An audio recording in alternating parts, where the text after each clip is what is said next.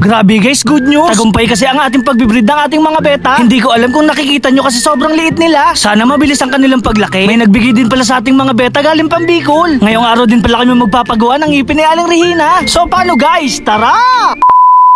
Kaya naman isang araw, maaga nga pala akong gumising at nagkape. Ngayong araw din kasi mapipisa ang itlog ng ating mga beta. Ang wish ko lang sana nag-success. Eto na guys, this is the moment of truth. Medyo kinakabahan nga pala ako pero nakita ko yung mga bula may mga gumagalaw. Ibig sabihin lang nun, tagumpay nga pala ang ating pagbibreed. Bago pa sila kainin ng tatay nila, kailangan na natin tong alisin. Kailangan kasi makapag-pre-swim na yung ating mga fry na beta. Dahil dyan, kailangan ko na nga palang umorder sa Shopee. After 5 days kasi guys, kailangan na natin silang pakainin. BBS nga pala yung in-order ko para sa kanila. Maraming salamat din pala kay Paul. Kasi guys, binigyan na tayo ng female na flower horn. Kailangan ko nga pala ng mga lalagyan para sa aking mga beta. So paano guys? Tara!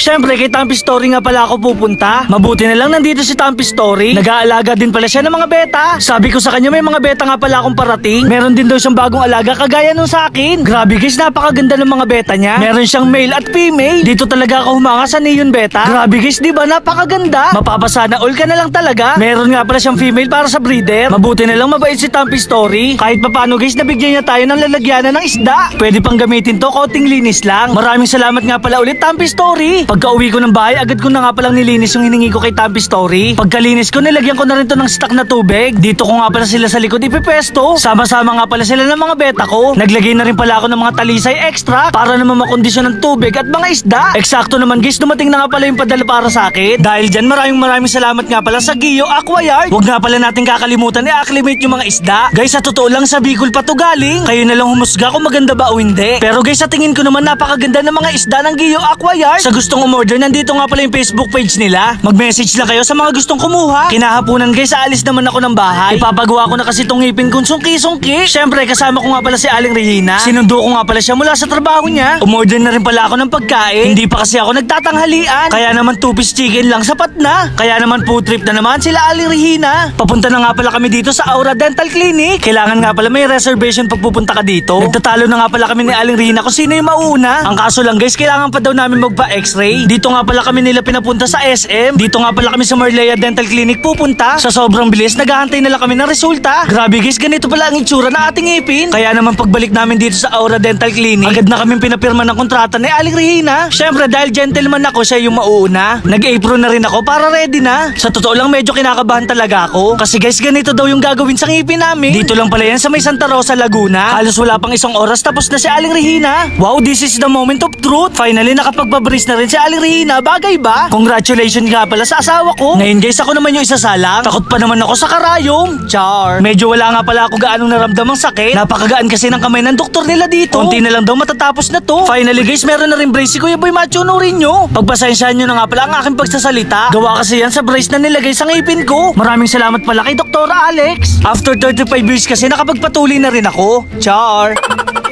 Hindi na nga pala kami mahihiyang ngumiti ni Aling Regina. Maraming salamat sa panonood. Paalam! Yeah!